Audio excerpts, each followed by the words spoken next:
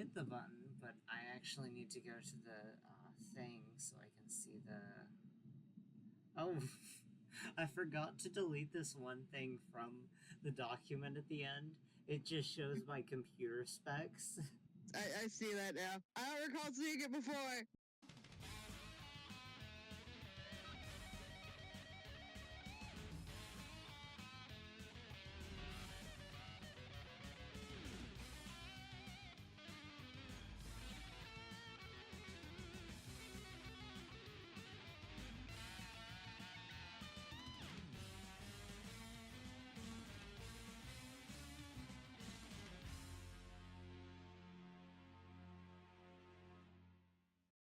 Hi, I'm Stapler. My pronouns are she, her, hers, and this is Sonic Second, where we talk about every episode of Sonic Underground.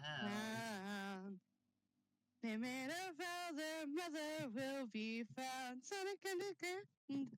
Hi, I'm Chrissy Duffy. My pronouns are she, her. Awesome. Sonic developments. Nothing like... Yeah, I've not done anything Sonic recently other than watch Sonic Underground a few minutes ago. I know I downloaded some of the Knuckles series, but I have not actually watched it. But I have read some IDW comic books. So that's about it. I found that Bart knits in the background of some pages, and that my brain's obsessed with that at the moment. Yeah, I haven't watched the Knuckles series yet. I just remembered, though, I did start writing my Sonic Underground fanfiction. Oh, you did? Yes! Starting process. Yeah, maybe I'll read what I wrote so far later in this episode. I don't know. Okay, you've already shared your experience and you just told the thing. Okay, I look at the episode wiki. So today we're talking about Three Hedgehogs and a Baby, which is the 20th in production order. Well, the wiki doesn't say it's in production order, but looking at the production code, it was definitely the 20th. Yeah. And it aired in the US on September 24th, 1999, and on March 14th, 1999 in France. Yep. So the French title is Restless Baby, according to the translation. But the title that they give is like, I can't believe that would mean that. Because it's just like it looks like somebody spammed letters into there. It looks like, what's that word? I don't remember the word for it. When letters stand for something. Acronym. It looks like an acronym because it's BBAGT. Yeah. So maybe it's slang. Yeah, maybe. And then I only took French in high school for 2 years in an American public system. And then the French, Persian, Polish, Portuguese, Romanian... Oh, wait, no, not Romanian. Portuguese, Russian, and Spanish titles are all the same. But in Italian, it's Three Hedgehogs and a Cradle. And Romanian, it's Three Hedgehogs and a Child, which I guess is the same as baby. Maybe in Romania or Romanian language, they don't specifically have a word that means baby. Yeah. So that would make sense.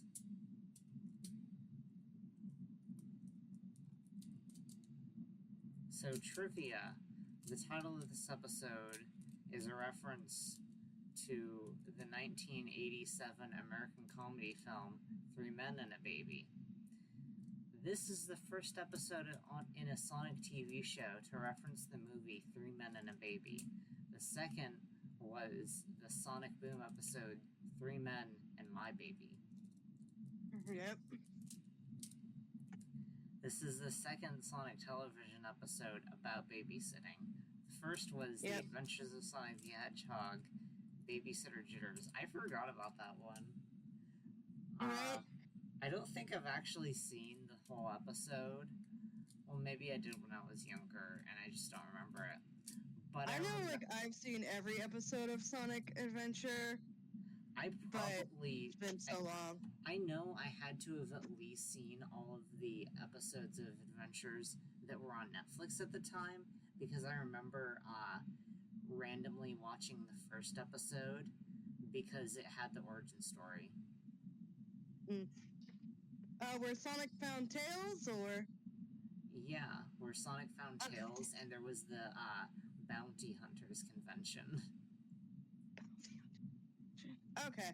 I have a vague memory of this, but my brain is putting those in two separate episodes. Because the flashback of Sonic finding Tails is Tails' new home. It wasn't when he found Tails. It was... Oh, it's when they formed the Super Sonic Search and Smash Squad. Yeah, it's when they met Scratch and Grounder. Okay, yeah, I remember that now. The SSS Squad. Right. So we don't have... I mean, we technically have a writer we could talk about, but I've already brought him up multiple times. I've already brought up multiple times that he wrote for this episode. So I don't see any value in going over his what he did again. Yeah. That would be like me talking about who Jaleel White played every episode. Right. He played the triplets, and then he also played, I think the show was called Family Matters. I never watched the Family Matters show. Yeah. Whenever I hear about Jaleel White, I'm just like, oh yeah, that's the Sonic guy. But I know that for everyone else, he's Steve Urkel. Yeah. I saw Steve Urkel in one episode of Full House. I never watched Full House. Yeah. There was like a crossover episode, but I never watched the actual show Steve Urkel was written from or for. I think I saw maybe parts of an episode at some point, and I understood nothing. I'm thinking about I'm trying to think of like what sitcoms I have watched, and I have to ask, do Golden Girls and The Big Bang Theory count as sitcoms? Because I've seen those. They are both sitcoms, yes. Okay, so like, anyone who tells you otherwise is a liar. There are 4 main sitcoms I can think of that I've seen: Big Bang Theory, Golden Girls, I Love Lucy, and Bewitched. That's all I can think of, and I've barely watched any of those. Actually, no. I barely watched most of those, but I did see a lot of Big Bang Theory. I saw some Big Bang Theory. I just didn't vibe too much with it, but I did watch a shit ton of Golden Girls. Pardon my language. I keep forgetting to not cuss. It's okay. I don't know who the demographic is. I haven't really decided the demographics, and I've like already cursed a lot, so yeah. I don't think I've posted an episode with cursing yet, so I haven't yet decided if I need to edit them out. Yeah. But I've cursed. I think I have like a sound effect on my computer that's of the spraying or Sonic getting a ring and losing rings. If you want those. Sure, why not? Or if you like decide if that's what you want to do. I use them as like ringtones and notification sounds. Yeah, I might choose those sound effects, or I might just switch between random sound effects. Right. I mean, okay, a Sonic one would probably be best because it's thematic, but it would be funny if But also Yoshi sound effect. It would be funny if I used the losing a life sound effect from Super Mario Bros. 2. I didn't play that video game, so I don't know what that sound effect sounds like. Sounds like this. Do-do-do-do-do. Oh, you know what? It's on my soundboard for this Discord server. Oh, nice. We do it. I have heard that. Okay. Okay. So, wait, let me look at my document just in case. Okay, yeah, this is the part where we talk about the episode. Yes. So, first thing that happens in the episode, you won't believe it, the opening starts. Right? The opening. Yeah. Bide your time, Lie in wait, And Sonic Underground. Sonic Underground. They made a vow their mother will be found. Sonic Underground. You know, this might be my absolute favorite video game cartoon theme song. Like, I'm not sure, I'm not completely sure if I like this more than Bomberman Beat 'em on opening, but it's really good. It's just so catchy and nice. Yeah, it's incredible. Oh wait, I forgot.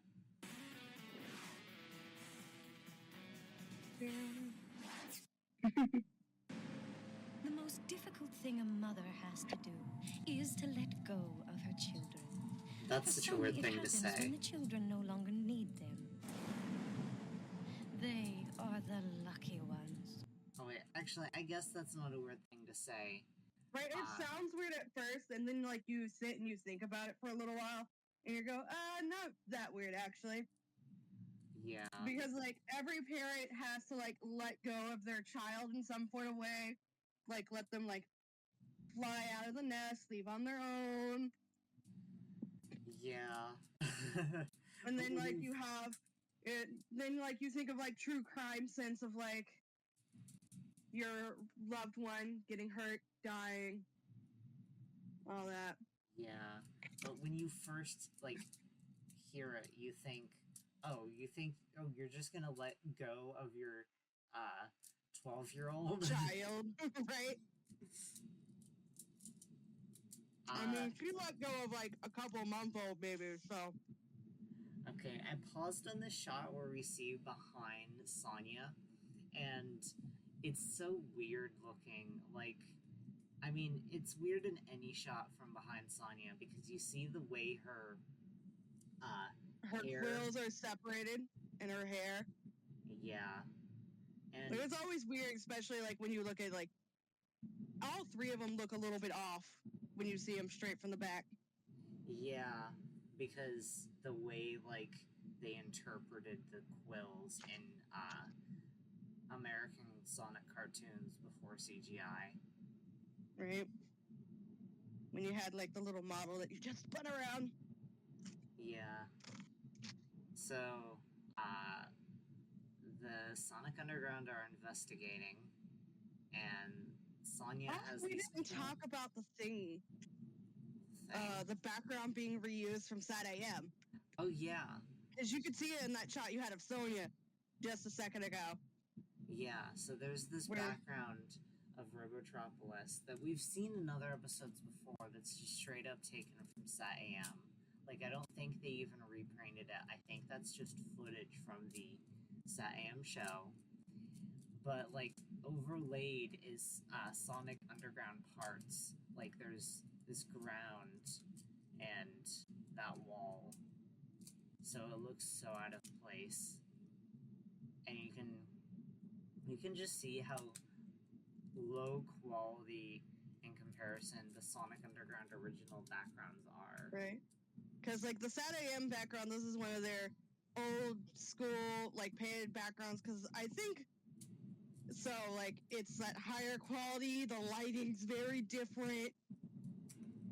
Yeah. I agree. And Sonic runs with his siblings in his hands. Right, he just picks them up and carries them. Yeah. Which means boys got strength. And it also means they didn't want to use their van. Right.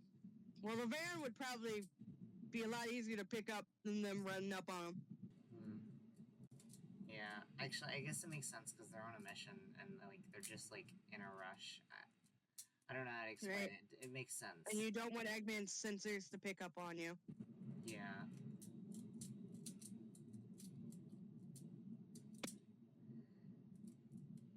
So, Robotnik has had enough of blah, blah, blah, blah, blah, and he just comes up with this idea of making a fake baby. Yeah. He wants to send the fake baby with the freedom fighters so that they'll lead them to Sanctuary where they raise all their other freedom fighter children. Oh, yeah. Did he already say Sanctuary in this scene? Yeah, he said Sanctuary. I saw it in the subtitle. Because Dingo was like, what's Sanctuary? And Sonic's just like, dude, we already talked about this.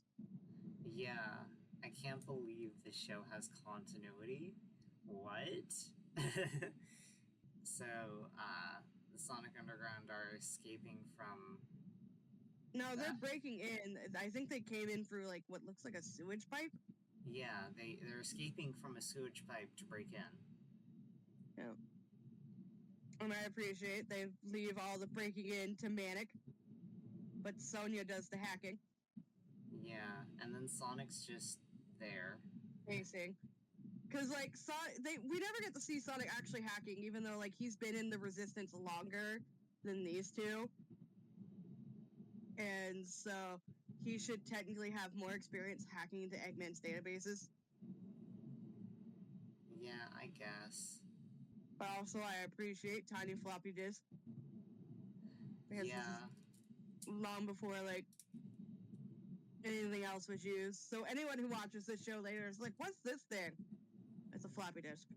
Yeah, I kind of, like, when I see a floppy disk, I'm like, yeah, I forget the word for it, but I'm just like, yeah, I know what that is.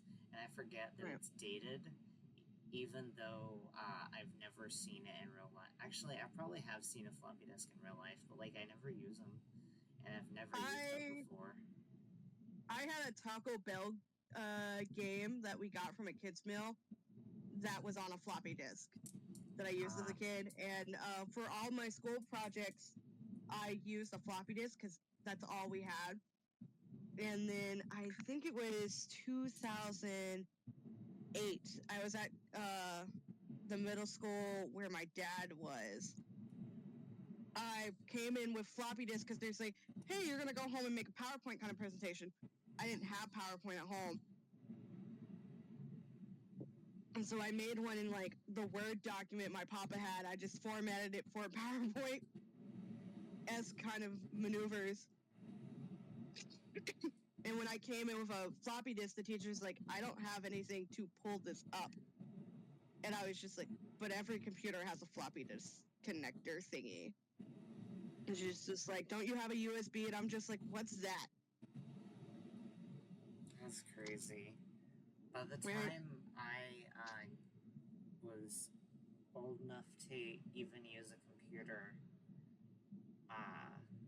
like, floppy disks weren't a thing anymore. And I remembered putting CDs in this one computer for the first time, and I was like, wow, this is so cool. I don't even remember what songs were on there, and it was like a really old computer.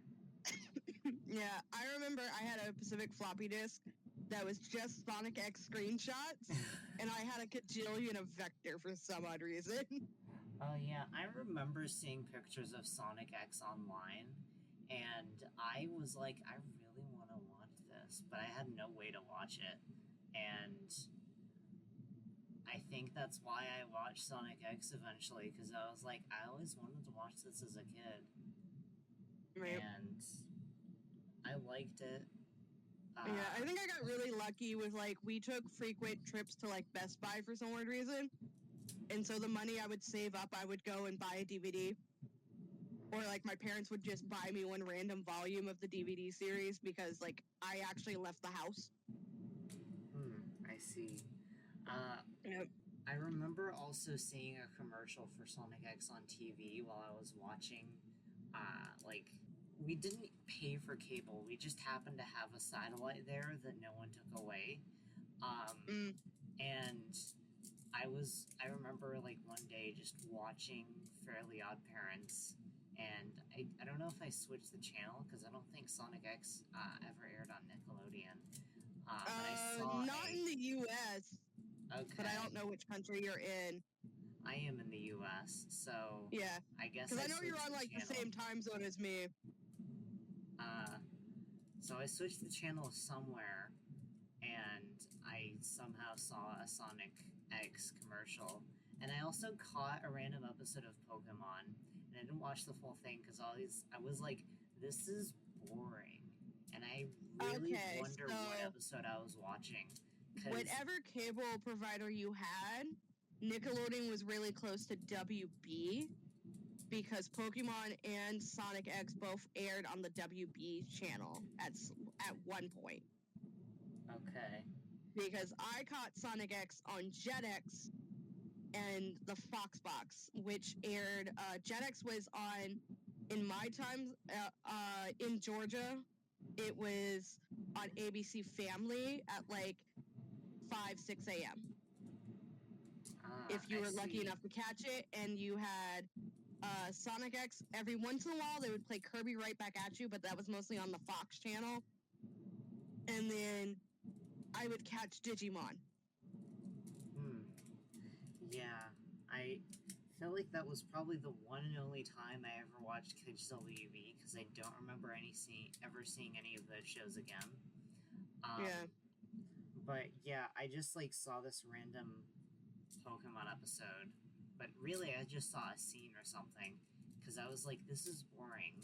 And I remember it Right. being really serious in tone, and I just wonder what episode I was watching. I feel like it was probably one of those episodes about Team Rocket where it was like a serious Team Rocket episode, which means it might have been black and white. I don't know. Yeah, for me, I watched a lot of Pokemon up until we switched out Misty. And I remember watching until Dawn. Dawn showed up, and I was really excited because it was like female Ash Ketchum. Cool, we're not going to follow Ash anymore. And then Ash showed up, and I was mad about it. Yeah, it sounds. I remember that. Yeah, eventually I did get into Pokemon though, because just one day I was like, okay, everyone's talking about this, I want to see it, and because someone gave me cards, and I was like, these are cool, and so I found it on Netflix, and I watched the original series. Ah, nice. I jumped back in with Sun and Moon because I liked how the vibe kind of gave me like a Studio Ghibli vibe with the style. And my husband, because he'll come in and be like, oh, you're actually watching TV. And so he'll sit down and watch with me. And then he's like, I got him into it that way. Interesting. Yeah. I remember I, at some point, tried to get into Sun and Moon, and I just did not like the English voices. I started with the English, and I don't think I've watched most of it in Japanese. I watched some in Japanese. I'm watching a lot of Horizons in Japanese. And so my only options, since I was watching it on Netflix, were go to international dubs. And so I watched it in German with English subtitles. And I was like, this is okay. And then I never watched another episode. But I might pick it up again. I don't know. I want to watch the Pokemon series in order, because I just feel like it isn't right. But I think Sun and Moon might be an exception. Because it just seems like a soft reboot. But Journeys definitely isn't, because even though it feels like a soft reboot, they keep on referencing past series. Yeah. For me, I'm just like, start wherever you want, because the joy of Pokemon, even if like you start mid-arc, stuff gets explained or like kind of like condensed in like a little flashback opening scene, like, this is Ash Ketchum, this is what we're doing, blah blah blah. Yeah. So I'm just like, that's the beauty of Pokemon. It really is an episodic season. So if you do like catch it like randomly for the first time on a random cable network, which doesn't happen anymore, you can still jump into it and still kind of like get into the groove of it. Yeah. I watched I watched all of Kanto. I watched some of Johto, and I skipped some episodes because I realized Johto was boring, and then I started some of Advance, and Advance has such a boring start to me. So I might switch to 4Kids English, just because that might be more entertaining than the Japanese version. Yeah, sometimes 4Kids does really like hilarious, silly like script changes that make it very funny. For me, I'm currently working on a video where I review every Pokemon movie, and it includes like the Pikachu movies. So I have been watching them in English and Japanese. When it comes to the Pokemon movies, I vaguely remember enjoying the black and white ones. but I've not rewatched them I since. never watched the black and white Pokemon movie. They're, from what I understand, they're both the exact same movie, but you change out your legendary. That's all. Yeah, there are. But I grew up with Pokemon movie 1, 2, and 3 on constant loop on a VHS. Hold on, there are 2 that are exactly the same, but then there's another one that I think has a okay, YouTube so I haven't gotten to that one yet. So yeah, because I haven't been watching like the movies in order. It just depends on my mood. I recently watched Rangers in Japanese. I think it was the last one I wrote down notes for. I watched one of the identical movies, and then I watched that YouTube one later when it came to Netflix. And for a while, I just didn't watch any more Pokemon movies. And at some point, I watched Mewtwo Strikes Back, and I was like, this is good. And then I watched the next one, and I was like, this is not good. And I also watched the some of CGI Mewtwo Strikes Back, or the 2D one? The original 2D. The original 2D, yeah. Yeah, but the second The movie... CGI one is a little bit odd, but I do appreciate the art style of it. Yeah. The second...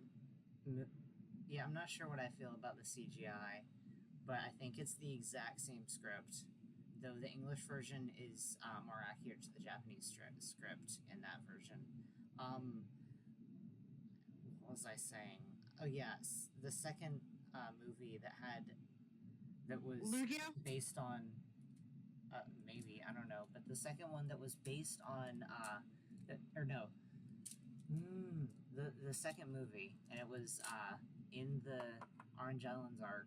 That one was boring. You had Moltres, Zapdos, and Articuno, and Lugia.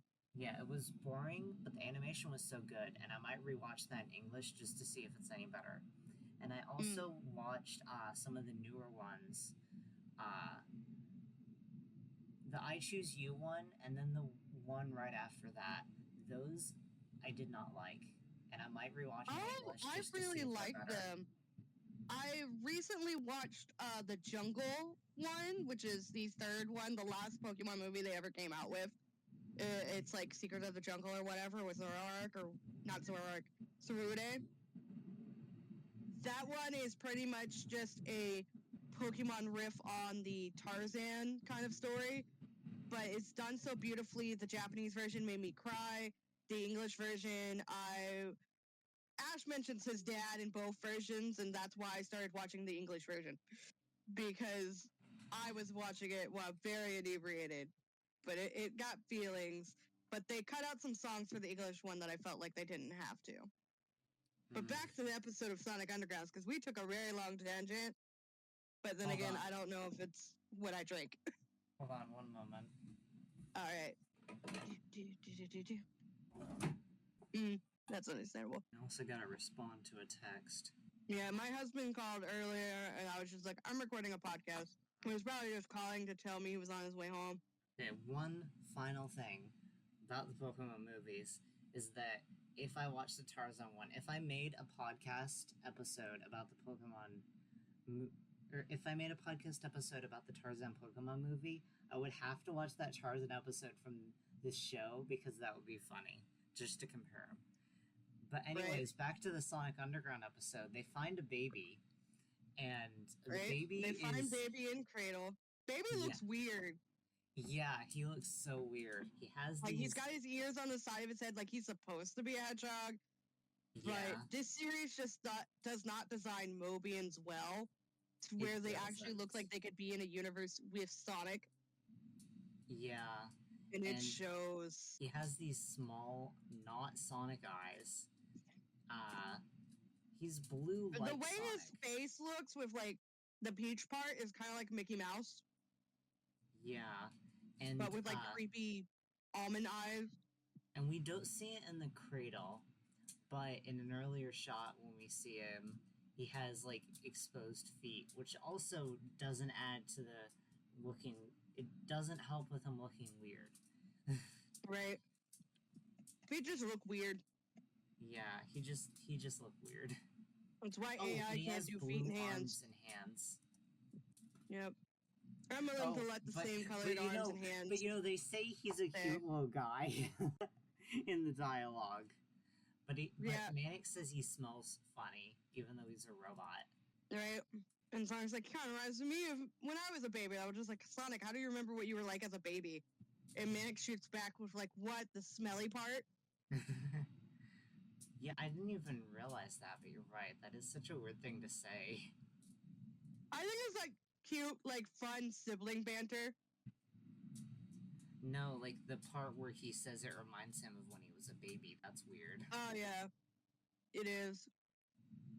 Oh, also, the baby is wearing a pink diaper, and it's like this magenta. It looks so Yeah, bad. to match Sonia. And then, like, we get a scene where, like, Manic is the only one who doesn't like this baby. And Sonia and Sonic are shown to be decent at caring for the baby. Oh, Sonia's carrying the basket, so Dingo's happy. Dingo's like, I got to be carried by Sonia.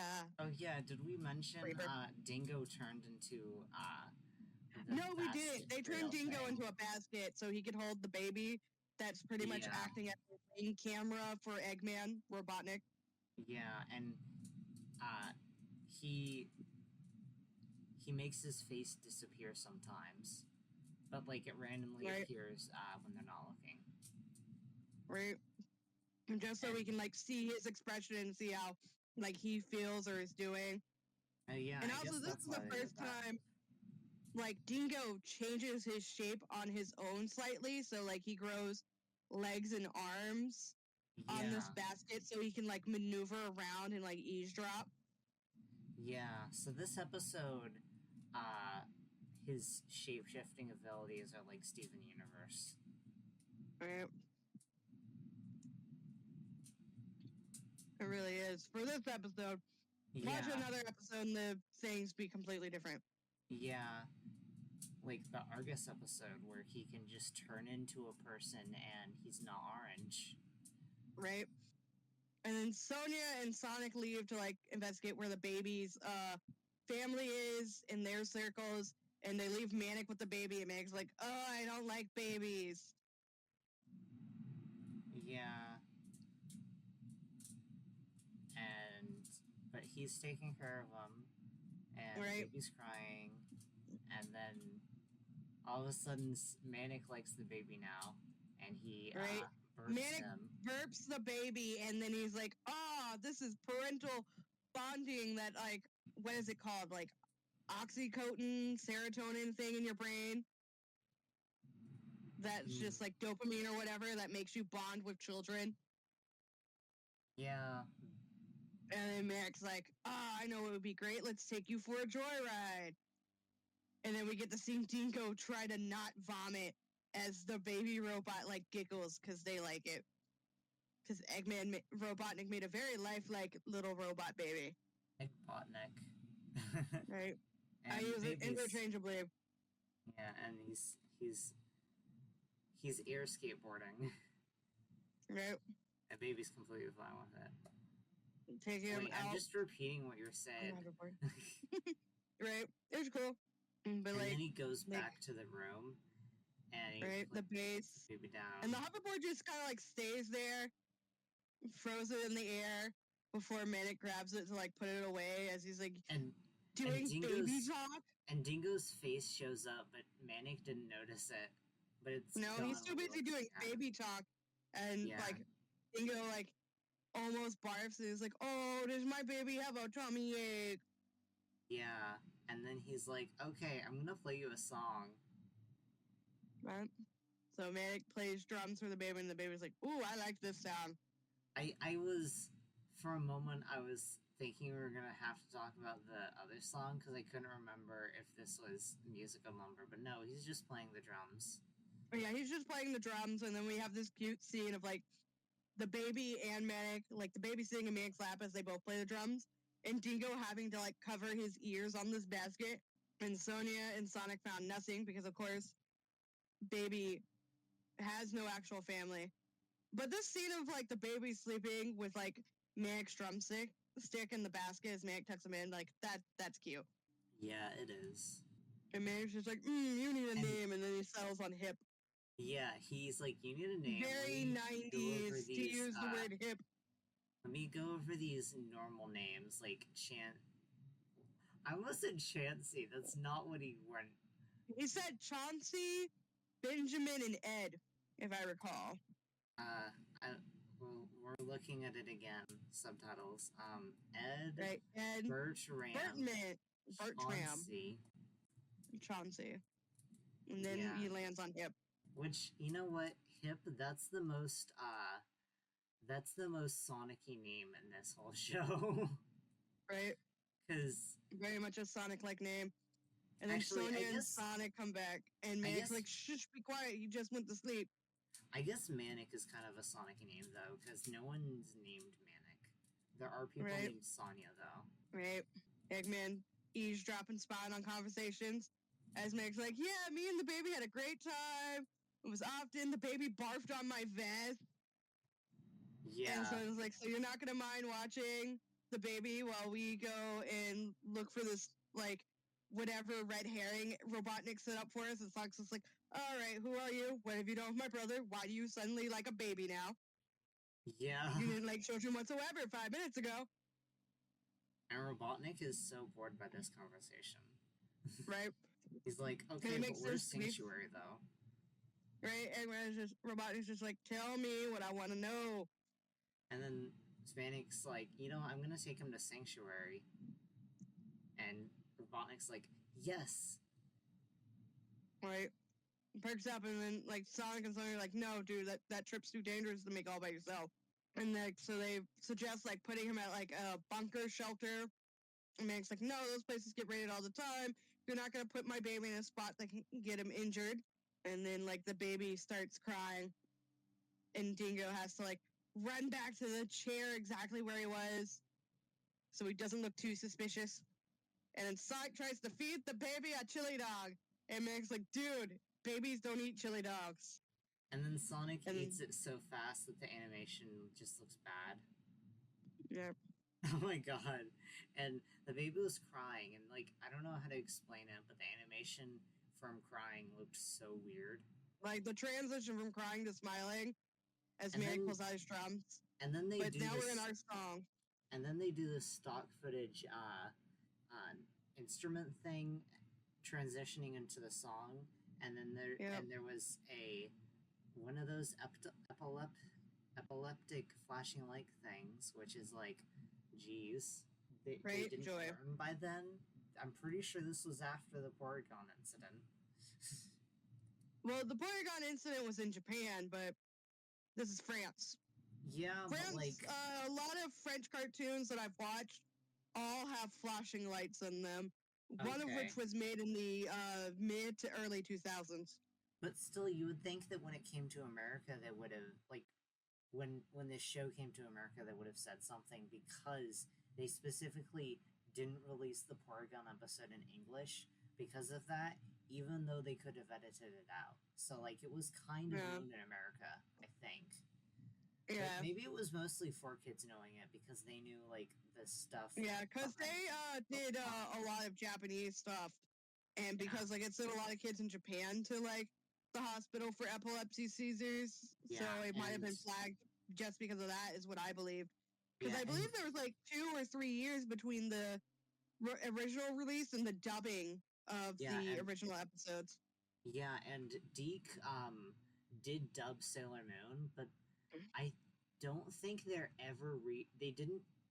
I don't think there was any epilepsy things in Supers, and that's the. Wait, no. Deke stopped at season 2, so they did not know anything about the epileptic things in the later Sailor Moon episodes, because Cloverway took over at season 2. I believe started. I'm pretty sure in season 3. They started. I thought they started with Chibiusa's entrance, which was halfway in between season 2. I thought. I could be wrong, but I think like Deke dubbed like 65 episodes, and then they went on hiatus, and then Toonami was like doing this lost episodes of Sailor Moon, and then they finished season 2, and then it went to Cloverway. In fact, I'm pretty sure like the Cloverway voices you can tell start in season 3, because that's when they go into Tyrion mode. You know what I'm talking about, the way Serena sounds like. Linda. Yeah, I'm pretty sure Linda started in season 3, which... okay, yeah, Cloverway is season 3 and 4. I don't know why, because I remember Deke had some issues with the Chibiusa part of this second season. Yeah, and I think Chibiusa's English voice might have changed after Cloverway took over too. I could be wrong. Yeah. Anyways, back to Sonic Underground. Back to Sonic Underground. This is our standard song of the episode, and for once, instead of using like stock footage from earlier or in the episode and such, we actually have original animation in it, which is a rarity for these sections. So like you get to see them as kids, like doing kid things, like doing hopscotch. Manic has a line like hiding from your mother, which feels weird that he has that line. Yeah, when he was raised by 2 guys. Which, by the way, it's kind of funny how Sonic Underground accidentally made gay representation. Right, very funny. I actually wasn't aware that Manic was raised by 2 guys until you said something, because I had always thought it was just the one dude that had raised him. Yeah, but, I don't think it's heavily established that the other guy actually raised him. Oh, but that one shot of like Sonic playing baseball, the white from his eyes continues behind his muzzle. That's weird. Which is a fun animation error. Yeah, I don't think it was actually like fully established that the other guy raised him, but like you can just kind of assume that because he was there like they were both there when they picked him up.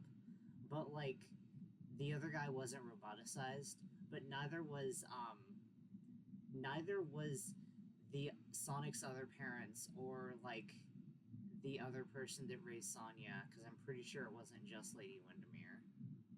Yeah. But yeah, Robotnik's listening to the song is like, this is terrible. Right. Like, we know they can't sing Robotnik. It's okay. Yeah, and the reason I hate this song is not just like the melody and the vocals and the singing. I hate the lyrics because it's just like, hey, adults watching this, don't you hate that you're not a kid anymore? Like, yeah, I do hate that. Thanks for reminding me. And even for the kids, it's like remembering how it was easier when you were a younger kid. So I just... But the song ends, thankfully. Yeah. And then Sonya and Sonic are gonna go, like, find schematics of, like, Robotnik's red herring, and then as soon as they're gone, Mick's like, I'm gonna take you to Sanctuary anyway, yep. And Robotnik's like, yay, finally, Sanctuary time. Robotnik's like, yes, I've been waiting for this. Mobilize my SWAT bots. As Dingo tries not to vomit on the hoverboard. And, like, we did see Sonya doing, like, the fast thing because we saw her pink streak. But in the next scene where, like, they stop running, Sonic puts Sonya down and isn't carrying her. Like, so it's a little bit continuity-wise in the same episode. But, like, you have this huge barrage of, like, SWAT bot, like, fighter jets following Manic, and Manic doesn't see them, even though they hadn't put the cloaking on yet. So I guess they're following at enough a distance to not get caught. And Sonya's hacking into this place again, because she was hacking before. Yeah, she's doing more Pacific hacking, and then she realized there's nothing else here. No insides, none of that. There's nothing else here, but let me just keep typing anyways. Right, just to check. And then Robotnik shows up to gloat, because the man loves to gloat, as he's holding another robot baby hip. And it's just like, this one is fake too. And then Sonya and Sonic find out that they're trapped by invisible handcuffs or something. It's like electric, like foot cuffs. shackles. Yeah, foot shackles. Yep. And then Robotnik moves them to like his main throne room, I guess, where he wants to gloat some more. And they see their brother on the Welcome skateboard. home, sweetie. On the airboard, I guess. I'm recording a podcast. I'll talk to you later. Sorry, my husband just got home. And then Sonya gets the right idea. Sonya is just like keyboard trying to like zap the electro foot shackles, and Robotnik's like, haha, I prepared for that. To which Sonic and all his snark is like, did you plan for a power outage? Yeah. Before like he uses his guitar to zap the main computer and break everything. Like even like the monitors and everything are broken. Yeah. Which is sad because that's expensive, but Robotnik can afford to replace it. I mean, he took over the whole world. And so everything goes dark, and it's cool because like the screen goes dark, but then you see the blue flash. Right. And the ankle's coming off, and then Robotnik's like, give chase! And then like we have a scene of them showing up where Manic is on their own hoverboard. So I'm just like, did they run or use the hoverboard? Because like, how fast is Sonic's hoverboard? Because it looks the exact same as Manic's. I don't. Get there so quickly. I don't remember ever seeing this hoverboard in any other episode.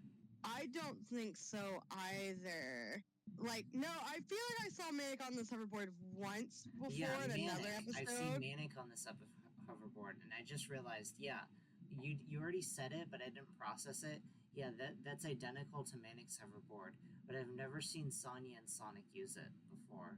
Yeah, I think this is the first and only time they use this hoverboard, but I feel like they're both designed exactly the same just to make it easier for the animators and color artists and stuff. And also so they don't have to design a new one. Right? Dingo, like, is told to, like, grab Manic, and so he does, and then Manic accidentally drops the baby, and no one's told Manic anything. So Manic's like, no, my baby! And I don't even think, like, it's like he dives to, like, try to catch the baby. Also, when it comes to, like, that sort of thing, when it comes, like, making a new hoverboard and stuff, I don't think that's just, like, for the animators. I think that's also for, it costs money to make new model sheets. Yep. That's why, just cheaper. Yeah, that's why characters usually only have one outfit, because, even without, worrying about the animators, they have to make a whole new model sheet for the same character in a different outfit. Yep, yeah. Sleet turns Dingo into a bird because he's like, fine, I'll save you. And then Manic just barely misses catching the baby. And then, like, it's all these, like, robot parts. But Manic is, like, crying and is just like, what is happening? And it's just becomes so mad. Like, I'm going to get Robotnik for this. As, like, he joins, like, wherever Sonya and Sonic are flying. And it's just like, Sonic's just like, well, here's your chance now, my dude. Yeah. Let's crash planes. And then conveniently place Plot Cloud that they're going to use to, like, go in and then split up the planes so they'll crash into each other. But also, saves you time because you don't have to actually animate them crashing into each other. You can just animate the lights. That's true. And as they exit the top of the cloud, like, they high five. And then we cut to the scene of Manic teaching kids how to play drums. And we see a bunch of kids that look like they're from Tiny Toon Adventures or something. Right? But once again, this show did not animate Mobians well. Yeah. But Sonic and Sawyer are just like, hey, how you doing? You doing all right? You feeling okay? Your heart was just broken. And then the Manic's like, episode ends. yeah, I'm doing fine now. And then the episode ends, and we see the credits. And Comic Sans. Right? Such a beautiful font, made for great credits back in the day. I actually like Comic Sans. A lot of people joke on it, but I think it was good. It just, like, was misused sometimes.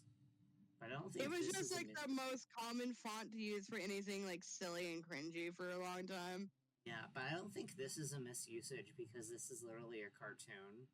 So it makes sense. But people still make fun of this show for using Comic Sans, but, like, this context, it makes sense to use Comic Sans. Right, it's nice. Comic Sans was also, like, the cartoon font, really, of the 90s, because a lot of shows had it. You know, I used Comic Sans for my comic, and Yeah. I think it took a while for me to realize that people hated that font, but I was like, I'm still using it. I think it's because like they associate it with like there was a lot of like cringy, really bad comics, but they used Comic Sans so you could be able to read the words, but also Comic Sans was one of the main comic book fonts for a while. There's just not everyone put it in all caps like most comics. So it's really just how people perceive the font itself, even though it didn't really do anything wrong. Yeah, I saw a video about Comic Sans. Yeah. So For me, there's a specific font I need to look it up again. It helps you like if you're dyslexic and stuff, so it like spaces the letters out a little bit more, so it's easier to tell them apart. I just don't remember the name of the font at the moment. I don't know either. So what did we? So I think we learned a lot from this episode. What about you? So much.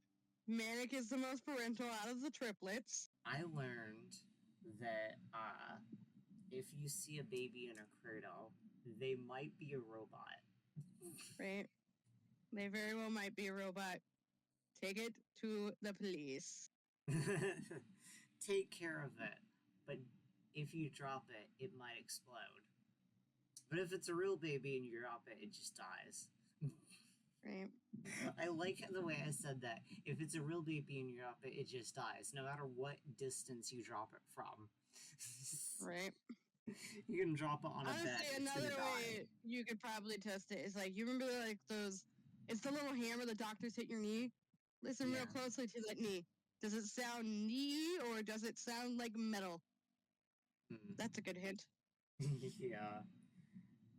Another hint is if it kind of looks like a human, but it also kind of looks like a hedgehog, that might be a robot. Right.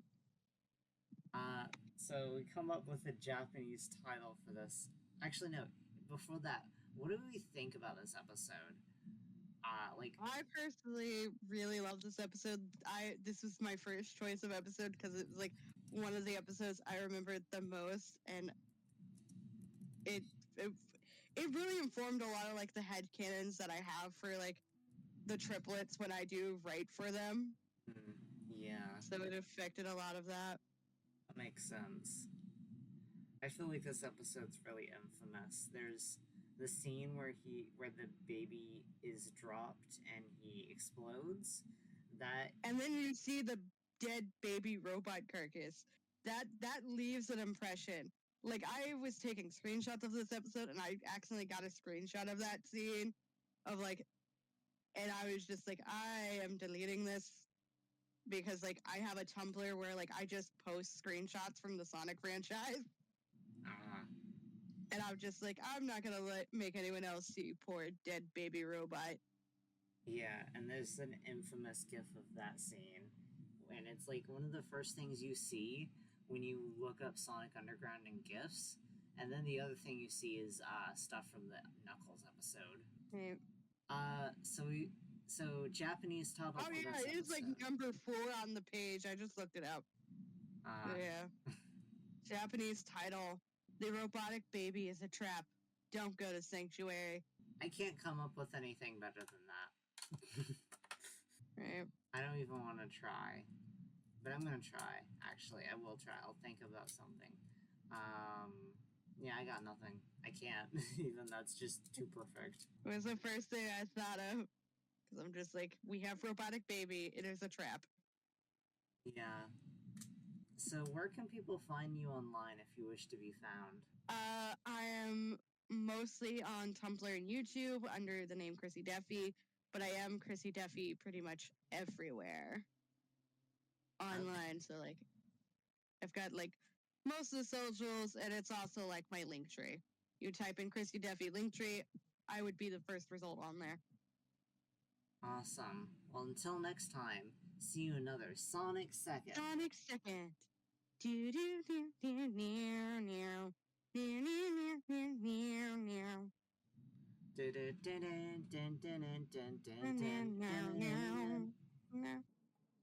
For podcast questions, you can email me through staplersound@gmail.com. As for social media, my main account on Tumblr and Twitter is Magical Stapler, with my art account being Stapler Art. You can also commission me at ko-fi.com/staplerart/commissions.